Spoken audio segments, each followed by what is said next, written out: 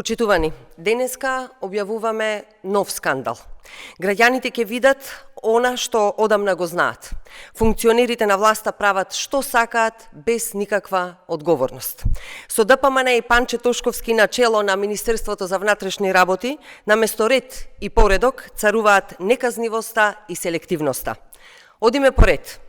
На 20. април 2025 година, точно во 18 часот и 31 минута, на булеварот Александар Македонски во Скопје, полицијата со радар регистрира возило со преголема брзина далеку над дозволената.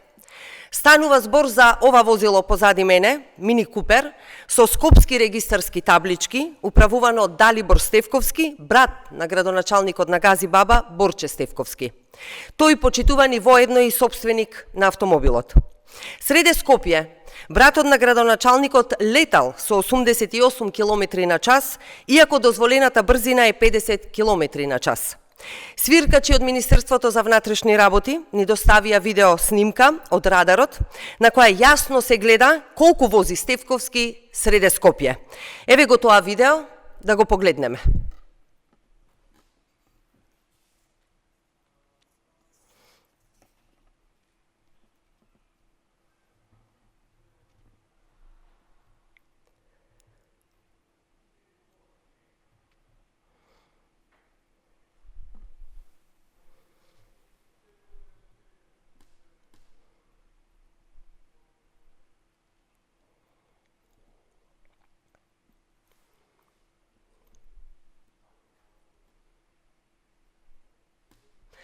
Полицајците почитувани го стопирале за да го казнат за пребрзо возење, но тогаш Далибор Стефковски телефонски контактира со некој во Министерството за внатрешни работи.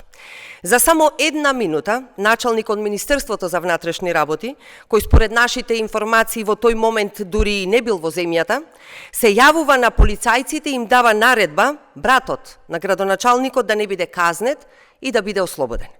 Бидејќи прекршокот веќе бил евидентиран, наредено им е казната да ја запишат на друго лице. Така, казната е издадена на лице со иницијали СЈ под налог број 07929. И оваа документација свиркачите ја доставија до нас, нема да ја објавуваме, секако за да ги заштитиме. Почитувани, секојдневно луѓе ги губат животите на улиците поради несовесни возачи, сообраќајки со тешки последици има на секој чекор. Се уште се свежи болните спомени на трагично прегазената Фросина во Скопје. И што прават Тошковски и Министерството за внатрешни работи? Наместо да обезбедат почитување на законот, ги штитат прекршителите само затоа што се функционери од ДПМН. Полна му беше устата на Тошковски со празни ветувања дека секој еден ќе одговара. Денес гледаме дека тоа биле само лаги. Брат да ми е, ќе одговара. Е најголемата лага која ја кажа Тошковски. Законот за нив не важи. Ако за брат на функционер на ДПМН нема одговорност, што да очекуваат граѓаните кога станува збор за повисоките функционери?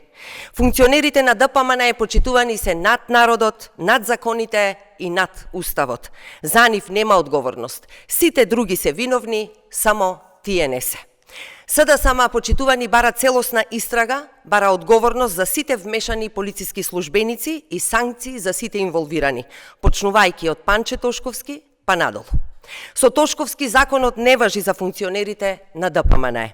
Ова е беззаконие и време за одговорност. Ви благодарам.